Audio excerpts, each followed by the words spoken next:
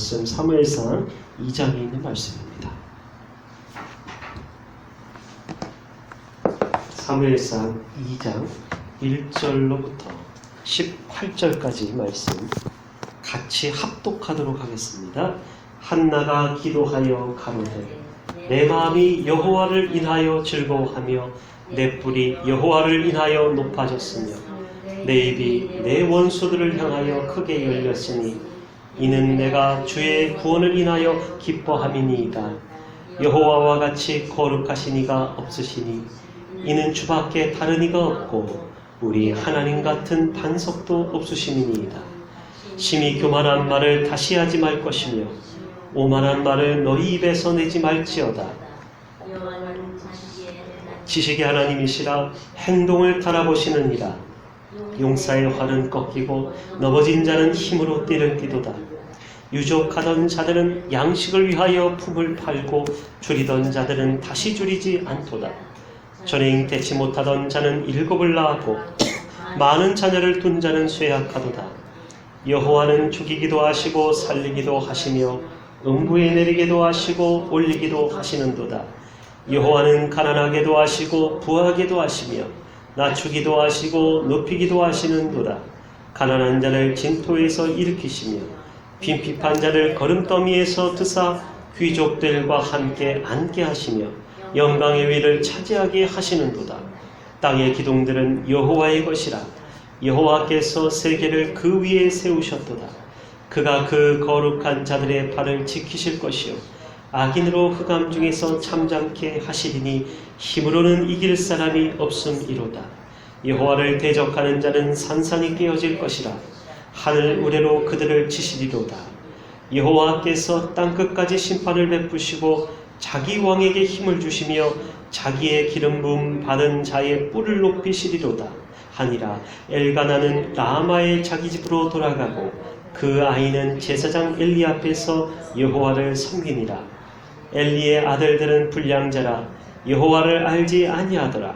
그 제사장들이 백성에게 행하는 습관은 이러하니 곧 아무 사람이 드리고 그 고기를 삶을 때에 제사장의 사환이 손에 세 살 갈고리를 가지고 와서 그것으로 남비에나 솥에나 큰 솥에나 가마에 찔러 넣어서 갈고리에 걸려 나오는 것은 제사장이 자기 것으로 취하되 실로에서 무릇 그곳에 온 이스라엘 사람에게도 이같이 할 뿐 아니라 기름을 태우기 전에도 제사장의 사환이 와서 제사 드리는 사람에게 이르기를 제사장에게 구워드릴 고기를 내라.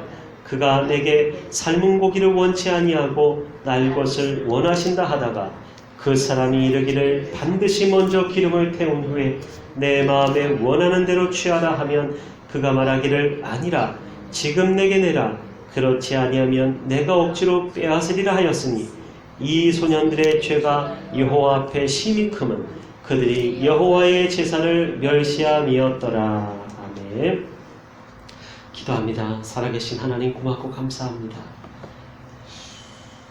하나님의 제사를 귀히 여기고 가인과 같이 소홀히 여기는 자들의 예배를 보시는 주님, 하나님 아버지, 우리의 삶이 예배가 되게 하시고 이 말씀을 통하여서 무엇을 붙잡고 무엇을 깨닫고 어떤 메시지를 주시는지를 잘 분별하여 가져갈 수 있도록 역사하여 주시옵소서. 우리가 하나님 앞에 살기를 원하옵고 한나처럼 주님 앞에 찬송을 드리기 원하오며 살아계신 예수님 이름으로 감사하며 기도합니다. 아멘. 할렐루야. 요한복음 강해 시간이지만 중간중간에 이렇게 계속 섞어서 제가 하고 있습니다. 우리가 사무엘상을 보면은 시작 자체가 참으로 흡족한 얘기로 나옵니다. 그것은 어머니 한나에 대한 내용이죠. 저는 성경에서 만약에 성경에서 가장 좋은 이름을 찾자면 뭐 여러 사람들의 그 의견이 분분하겠지만 저는 사무엘을 선택할 것입니다. 사무엘 선지자 시대 때 나라가 평안했더라 그겁니다. 오랜 시간. 근데 그때 이제 이제 사무엘 상하를 이제 우리가 이 역사적으로 시작되면서 물론 대조적으로 그 두 집안의 이야기가 나옵니다. 하나는 엘리 가정의 집안입니다. 거기도 자녀가 있었죠. 그리고 또 하나는 아이가 없었지만 하나님 앞에 서원을 하여서 서원 기도를 하여서 아들을 주시면 하나님 앞에 드리겠나이다 하였던 어머니 한나에 대한 내용이 나옵니다. 근데 이 내용이 그저 일상적인 삶의 내용을 담지 않고 그 어머니의 심정을 그대로 반영하고 그려놓은 그 내용의 글귀가 이 성경의 말씀으로 기록되어 있기 때문에 이 말씀을 볼 때마다 사실은 마음이 흡족해짐을 느낄 수가 있습니다. 그래서 개인적으로도 이 사무엘 앞쪽의 말씀을 저는 굉장히 좋아하고요. 또 설교하기도 좋습니다. 한나의 그 기도인데요. 오늘 그 심판하며 다스리시는 하나님, 심판하며 다스리시는 하나님이라는 제목입니다. 사람들이 악한 일을 할 수 있는 것, 사람들이 악한 일을 저지를 수 있는 것은 무엇 때문입니까? 바로 주관자가 없다고 생각하기 때문에 이 세상을 심판하시는 분이 지금 이 악한 일을 할 때 보지 않고 있다고 생각하는, 결국 한마디로 말씀드려서 하나님이 없다고 생각하기 때문이라는 것이에요. 우리 스스로가 계획된 범죄를 할 때가 있어요. 이게 뭐 우리가 범인인가 범죄인인가 이렇게 생각하는 것이 아니라 하나님 앞에 죄가 죄인 걸 알면서도 행동할 때가 있더라는 것이에요. 이거 누구나 있어요. 저는 아닌데요. 이러면 뭐 별나라 사람인가 보죠. 그게 아니라 하나님 앞에 내가 마음에 내가 알면서도 짓는 죄, 이렇게 하면 하나님이 싫어하실 거야 라고 사람들은 알고 있어요. 이렇게 하면은 분명히 하나님 앞에 죄가 됩니다 라고 들어서 알고 있어요. 그래서 우리가 인생을 살아가면서는 모르고 짓는 죄, 우연히 짓는 죄, 실수로 짓는 죄도 있겠지만 알고 짓더라고요. 알고. 그러면 알고 짓는 죄, 알고 짓는 그 범죄를, 계획된 범죄, 죄를 저지르게 될 때는 어떻게 되는가?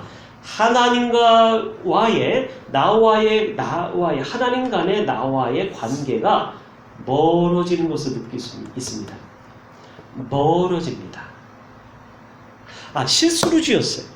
모르고 지었어요.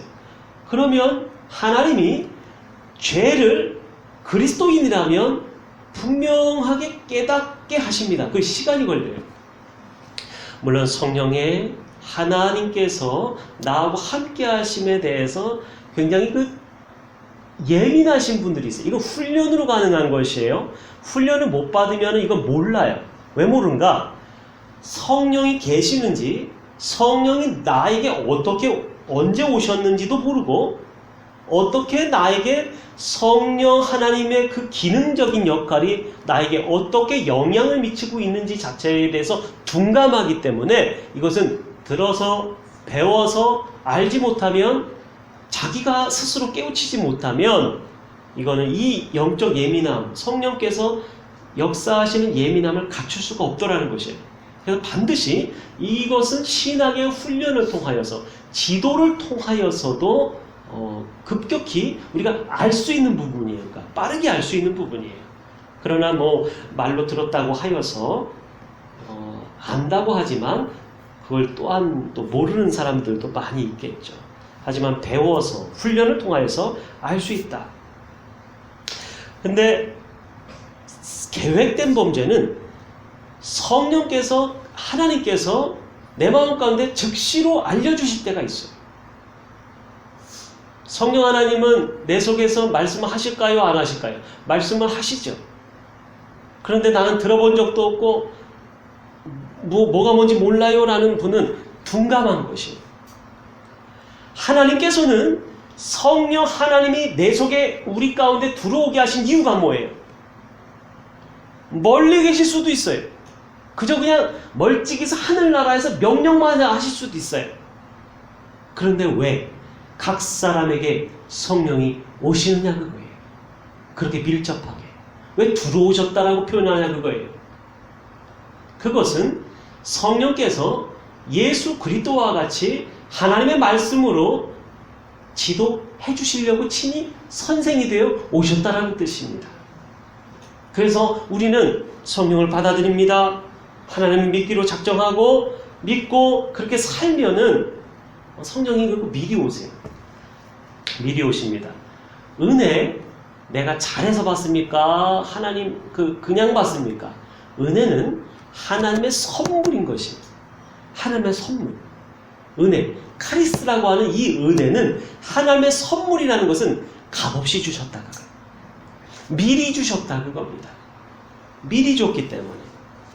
그런데 첫째로는 계획된 범죄를 할 때 첫 번째로는 하나님의 성령께서 말씀을 하신다 그거예요. 그러나 그것을 간과하고 지나쳐갈 때가 사람들이 굉장히 많아요. 두 번째는 시간을 두고 깨닫게 하시는 거예요. 깨닫게 하시는 거예요. 계획된 범죄 가운데 내가 그것을 하면은 그때는 어떻게 하세요? 바로 이것을 표출하십니다. 그래서 하나님은 우리가 범죄할 때는 멀리 하신다라는 것이.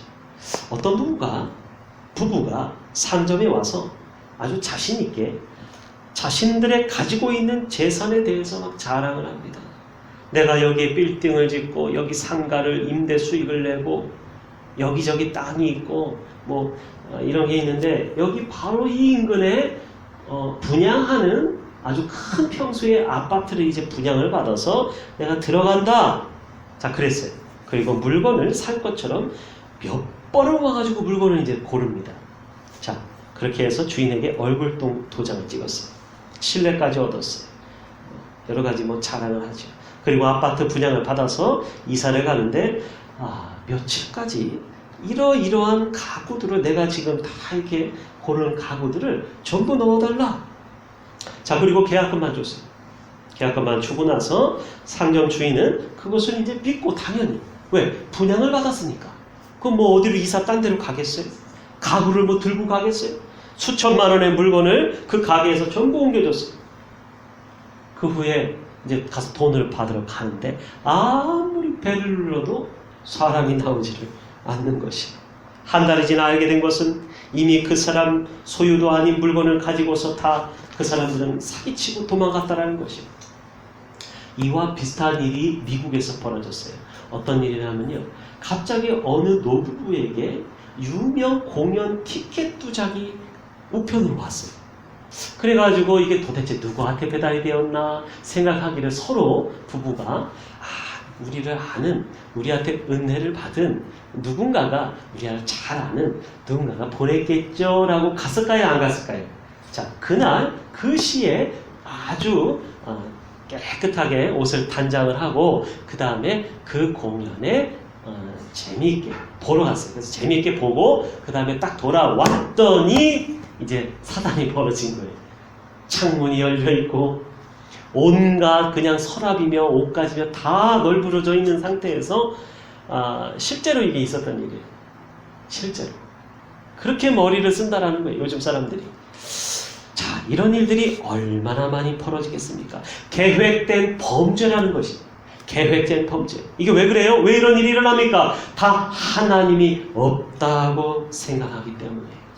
하나님의 형상으로 지음받은 사람의 소중함을 알고 있다며 지나가는 사람 화난다고 해서 벽돌로 뒤통수 때리고 이러한 일들, 끔찍한 일들은 사라질 것이 없을 것이에요. 오늘 성경에 대표적으로 두 가정이 나옵니다. 그래서 엘리 제사장의 가정 그리고 엘가나의 가정이 두 가정이 나와요. 엘리 제사장의 가정이다. 홈리와 비나스, 그 다음에 엘가나의 가정이다.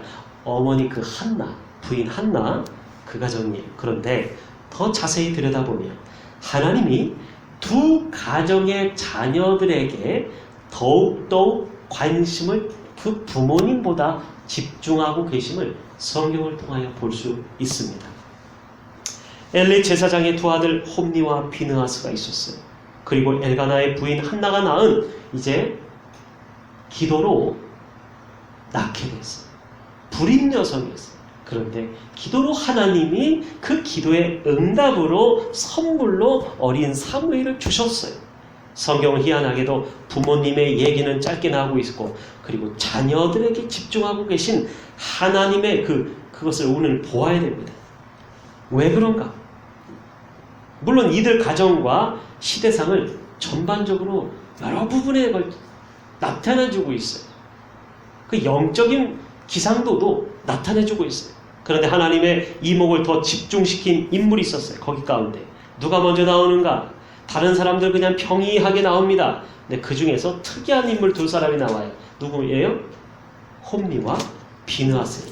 2장 12절 말씀을 봅니다. 엘리의 아들들은 불량자라 여호와를 알지 아니하더라. 이런 인물이 한두 명이 아니었을 것이에요. 이런 왕이 한두 사람이 아니었어요. 이스라엘 유다 역사 가운데. 그런데 왜 여기에 이 자들의 이 아들들의 이름까지 거론하며 여기에 길게 나오는 이유가 왜 그러냐 그거예요. 행실이 나빠서 여호와를 이들은 알지를 못하더라. 저희는 가인의 예배와 아벨의 예배를 흔히 비교적으로 생각을 해봅니다. 그러면 왜 아벨의 예배는 받으시고 동일하게 자신의 소유의 첫 것으로 드렸던 온전한 11조를 드렸던 가인의 예배가 무엇이 부족해서 안 받으셨냐 그거예요.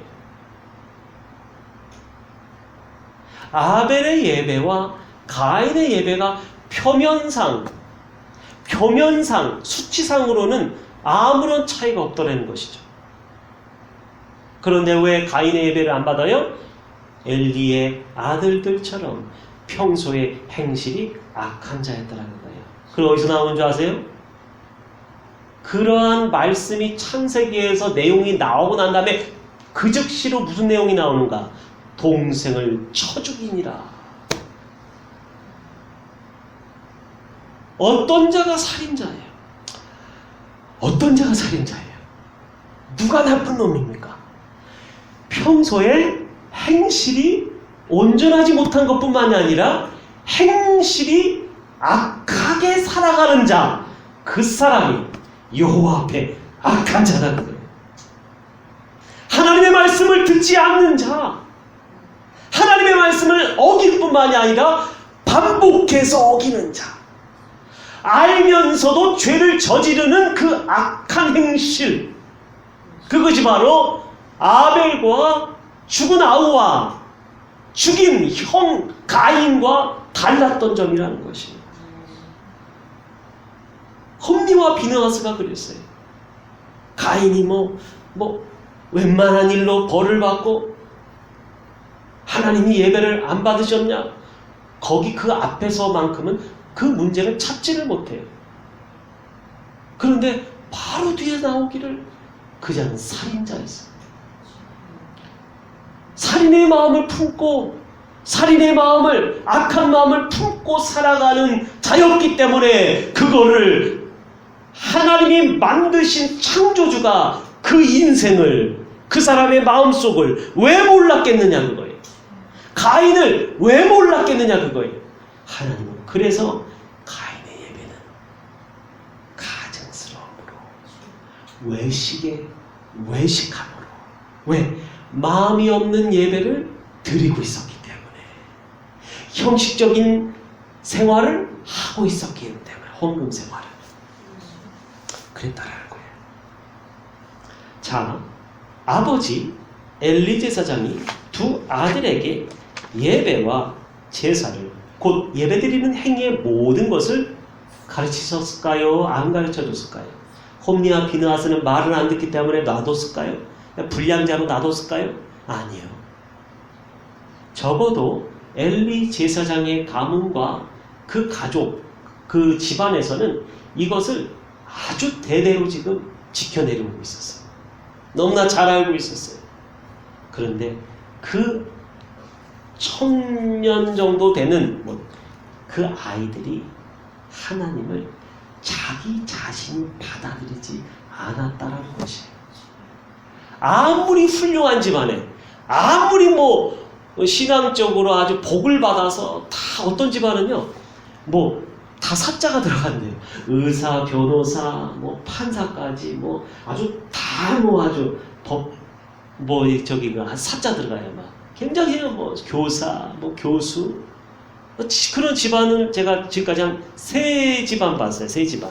근데 전부 다 그래요. 근데 만약에 아무리 하나님이 복을 부어주시고 아무리 좋은 가문의 영양 가운데서 전부 다 그 태어나는 아이들을 밀어주고 사업가 집안이면 큰 뭐 대기업의 집안이면 뭐 주식이 뭐 어마어마하고 할지라도 하나님을 받아들이지 않는다면 그 아이들, 그 사람들의 영혼은 누구도 책임질 수 없더라는 것이죠. 이 세상에서 어떻게 하나님 앞에서의 그 영혼의 건짐을 누가 억지로 어거지로 할 수 있겠어요? 2 아들이 그랬다라는 것이. 그리고요, 더욱 놀라운 사실은, 그래서 안 가르친 것이 아니라, 그리고 그들은 제사장이라고 합니다. 그 아이들은 제사장이라는 것이에요. 보았습니다. 들었습니다. 배웠습니다. 그런데 안 했다라는 것이에요. 오늘 사실 야고보서의 말씀을 할까 이러다가 이제 사무엘상으로 봤는데요. 안 했다라는 것이에요. 보고 듣기만 했지, 형식적으로 예배에 따라다니기만 했지, 제사 드리는 것을 그냥 형식적으로 봉사만 했지 안 했더라는 것이에요. 그게 가인이에요. 아벨과 가인이 주는 메시지가 얼마나 무섭고 중요한지 모릅니다. 그게 성경 맨 처음에 나타나요. 그 써있는 이유가 있을 것입니다. 왜 하나님이 그들을 죽이셨어요? 왜 하나님이 그들을 한날 아버지와 함께 2 아들이 죽게 됩니까? 그들이 같이 범죄했기 때문입니다. 누구한테? 하나님 나라에, 하나님께 어떻게 범죄합니까? 이렇게 무지한 질문을 하는 사람들이 교회 가운데, 교인들 가운데 종종 있어요. 하나님 앞에 내가 언제 거짓말했습니까? 하나님 앞에 내가 무슨 죄를 지었습니까? 나하고는 상관이 없는 거 아닙니까? 하나님의 예배를 멸시하는 거, 하나님 앞에 예배를 소홀히 하고 그건 어느 정도 난이도가 낮을 수도 있어요. 아까 서두에 말씀드린 계획적인 범죄, 알고 짓는 죄를 얘기합니다. 반복적인 죄 가운데서 성령의 찔림과 메시지와 하나님께서 말씀하신 입에서 나오는 말씀으로 가르쳐 주심에도 불구하고 들었음에도 불구하고 행하지 않는 악독한 죄인, 그 모습이 있더라면 그것은 용서함 받지 못한다는 거예요. 사함 받을 수가 없어요. 계속적으로 반복적으로 악한 길로 가기 때문에. 그럼 어떻게 되는 줄 아세요? 성령이 사울에게서 있다가 계시다가 떠나고 악귀가 들리는 것처럼 그렇게 됩니다. 귀신 들리게 됩니다. 그 귀신 들림의 정도가 달라서 그렇죠. 귀신 역사합니다. 그 사람 통해서 역사합니다.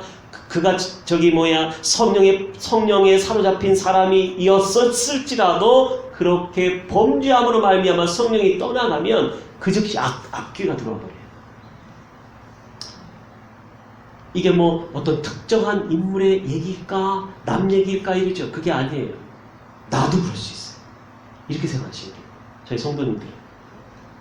하나님의 성령의 법과 육신의 법이 싸우는도다. 근데 성령의 법에 지면, 성령의 법에 지는 게 아니라 성령께 순종을 해야 되는데 육신의 법에 순종을 하고 육신의 소욕에 탐욕을 이루려고 정욕을 이루려고 거기에 순종하고 따라가고 이게 반복이 돼요. 그러면 성령께서는 더 이상 더러워서 거할 수가 없어요. 말 지긋지긋하게 안 들어. 알려줘도 안 들어요. 성령께서 떠나십니다. 그러면 나한테 역사하던 그 마귀가 득세한다는 거예요. 득세한다. 마귀는 죄를 못 겁니다. 그 얘기는 다음에 할게요. 제 얘기가 아닌데. 자, 그래서 하나님께서 그들을 한날에 죽인다. 근데 보십시오. 살아있을 때 어떤 관계로 지음을 받았는가? 그들은 같이 2 형제가 같이 살게 되었어요. 근데 어떤 형제 가정의 어떤 자매들은 하나님 앞에 범죄하고 악하게 사는데 둘이 합력해서 사는 가정이 있어요. 혼자보다 이 두 사람이라는 것은요, 굉장히 시너지 효과를 발휘한다라고 말씀을 드린 바가 있어요. 그런데 홈리와 비나스는 악한 길로 시너지 효과를 발휘한 대표적인 두 인물이에요. 물론 다윗에게는 400명의 장병들이 있었어요. 나라를 세워요. 어마어마한 거죠. 근데 그렇게 하기까지는 마음 맞는 두 사람이 필요합니다. 그래서 세상을 바꿀 수가 있어요. 영향력을 미칠 수가 있어요. 그리고 자기네들끼리 공부를 해도 둘이서 공부를 하면요, 아마 판사 시험까지 봤을 거예요. 그럴 수 있다는 거예요. 그런데 이 가정마다 신방을 다녀보고 상담을 해보고 자녀들의 고민을 이제 부모들의 고민 상담을 해보면 이미 어릴 때부터 악한 생각과 행위가 있었던 아이들에게는 그 아이들 가서 보면 눈빛이 달라요. 독사의 눈빛이 있어요. 부모의 말씀을 거역하는 그게 들어가 있어요. 눈과 얼굴과 행동에 부모님의 말씀을 개떡같이 여겨요. 부모님의 말씀을 그렇게 소홀히 여기고 개떡같이 여기는 자는 하나님의 말씀도 그렇게 여기는 것이에요.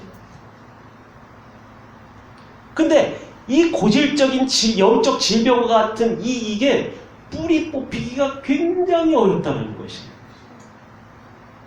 그냥 막 울며 막 진짜 심정에 피를 토하며 기도를 하는데도 자식이 내 마음대로 안 돼요. 이 사단이 뽑혀나가지가 않아요. 그래도 어떡할 것이에요. 그런데 그래서 더더욱 어릴 때 복음을 받아들일 수 있을 때 하나님의 말씀을 충분히 줄 수 있어야 되죠. 그래서 교회 학교가 중요하다는 것이죠. 그렇지 않고 다 크고 난 다음에 자기 정체성이 있는 가운데 사고할 줄 아는 가운데 그럼 이미 똑똑해져서 내가 받아들일 만큼만 100%면 10%의 말씀만 받아들이고 나머지는 90%는 다 세상적으로 살아버려요. 어릴 때 붙잡지 못하니까 되지가 않아요. 이런 경우가 허다합니다. 허다해요. 큰일 났어요. 우리 한국교회가. 그래서 왜?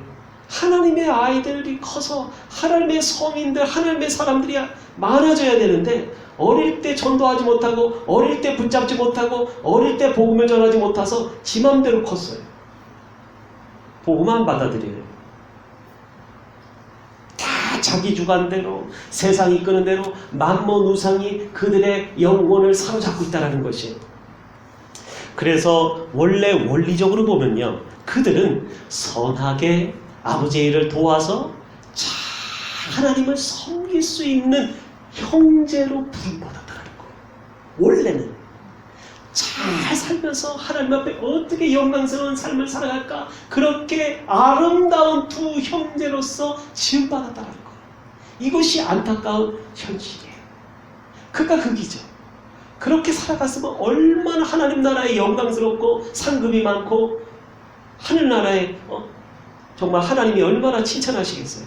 근데 그것을 아주 거꾸로 악하게 사용했으므로 하나님의 심판이 그들 가정 가운데 한날에, 하나님의 심판은 그냥 단 한 번으로 끝나지가 않아요.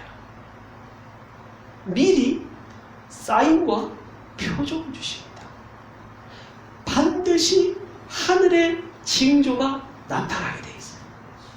대제적인 심판은 기상이변뿐만이 아니라 여러 가지의 자연현상을 통하여서 그러니까 표징이 나타나게 되어 있어요.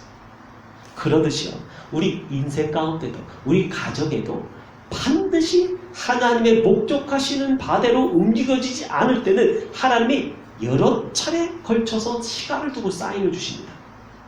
이게 무서운 거예요. 그 사인을 얼른 받아 해서 어머니 한나처럼 포복절도하며 아이고 하나님 내가 잘못했습니다 이러면 복받아요. 할렐루야.